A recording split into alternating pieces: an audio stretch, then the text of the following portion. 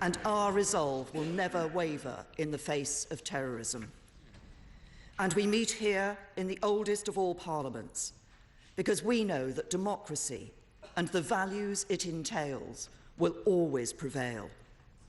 Those values, free speech, liberty, human rights and the rule of law, are embodied here in this place, but they are shared by free people around the world. A terrorist came to the place where people of all nationalities and cultures gather to celebrate what it means to be free. And he took out his rage indiscriminately against innocent men, women, and children. Mr. Speaker, this was an attack on free people everywhere. And on behalf of the British people, I would like to thank our friends and allies around the world who have made it clear that they stand with us at this time. What happened on the streets of Westminster yesterday afternoon sickened us all. While there is an ongoing police investigation, the House will understand that there are limits to what I can say. But having been updated by police and security officials, let me set out what at this stage I can tell the House. At approximately 2:40 p.m. yesterday, a single attacker drove his vehicle at speed into innocent pedestrians who were crossing Westminster Bridge, killing 2 people and injuring around 40 more.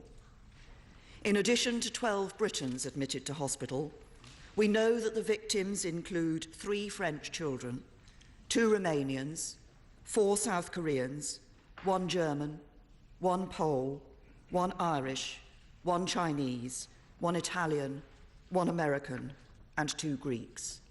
And we are in close contact with the governments of the countries of all those affected. The injured also included 3 police officers who were returning from an event to recognise their bravery. 2 of those 3 remain in a serious condition.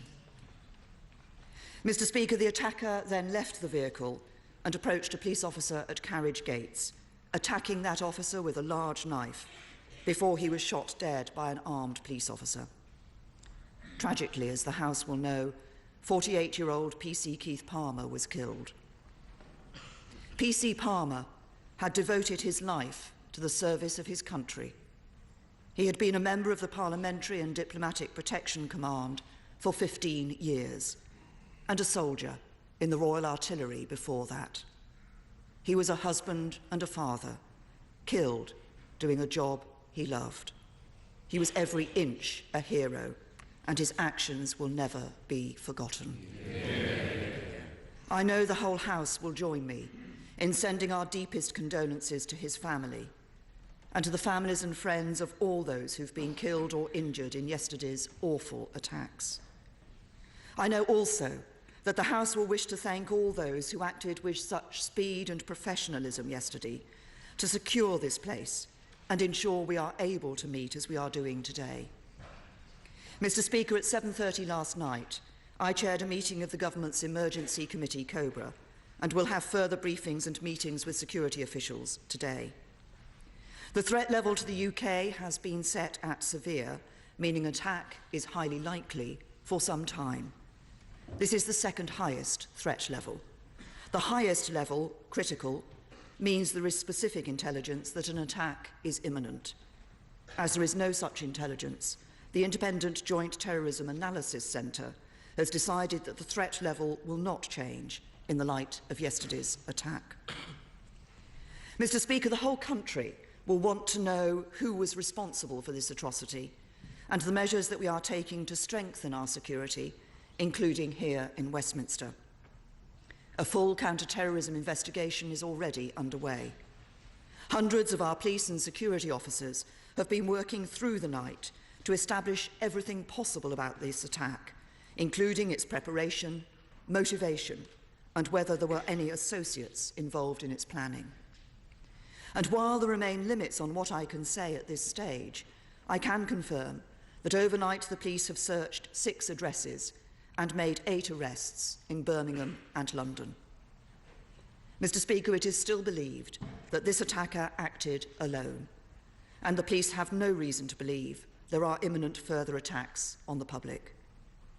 His identity is known to the police and MI5, and when operational considerations allow, he will be publicly identified.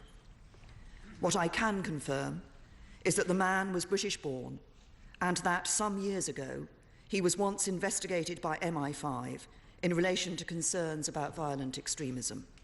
He was a peripheral figure. The case is historic. He was not part of the current intelligence picture. There was no prior intelligence of his intent or of the plot. Intensive investigations continue. And as Acting Deputy Commissioner Rowley confirmed last night, our working assumption is that the attacker was inspired by Islamist ideology. Mr. Speaker, we know the threat from Islamist terrorism is very real, but while the public should remain utterly vigilant, they should not and will not be cowed by this threat. As Acting Deputy Commissioner Rowley has made clear, we are stepping up policing to protect communities across the country and to reassure the public. And as a precautionary measure, this will mean increasing the number of patrols in cities across the country, with more police and more armed police on the streets. Since June 2013, our police, security and intelligence agencies have successfully disrupted 13 separate terrorist plots in Britain.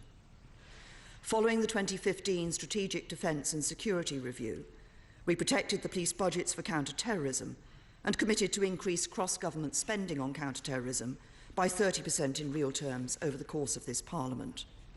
And over the next 5 years, we will invest an extra £2.5 billion in building our global security and intelligence network, employing over 1,900 additional staff at MI5, MI6 and GCHQ, and more than doubling our global network of counter-terrorism experts, working with priority countries across Europe, the Middle East, Africa and Asia.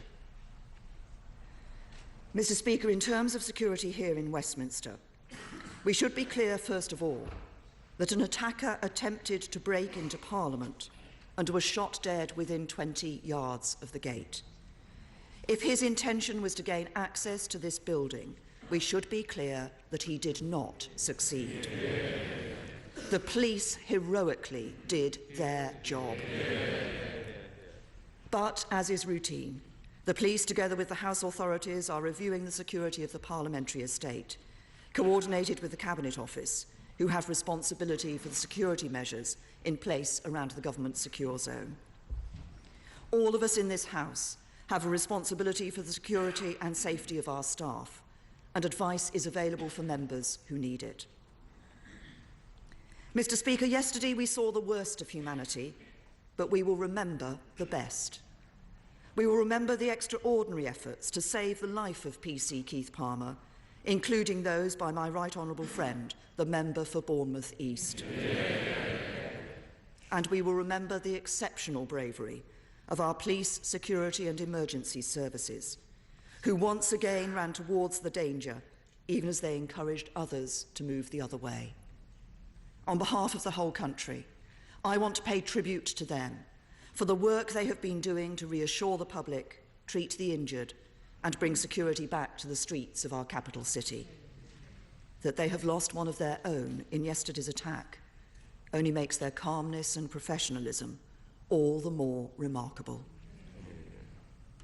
Mr. Speaker, a lot has been said since terror struck London yesterday. Much more will be said in the coming days. But the greatest response lies not in the words of politicians, but in the everyday actions of ordinary people. For beyond these walls today, in scenes repeated in towns and cities across the country, millions of people are going about their days and getting on with their lives. The streets are as busy as ever, the offices full, the coffee shops and cafes bustling. As I speak, millions will be boarding trains and aeroplanes to travel to London and to see for themselves the greatest city on earth. It is in these actions, millions of acts of normality, that we find the best response to terrorism. A response that denies our enemies their victory, that refuses to let them win, that shows we will never give in. A response driven by that same spirit that drove a husband and father to put himself between us and our attacker and to pay the ultimate price. A response that says to the men and women who propagate this hate and evil, you will not defeat us. Mr. Speaker, let this be the message from this House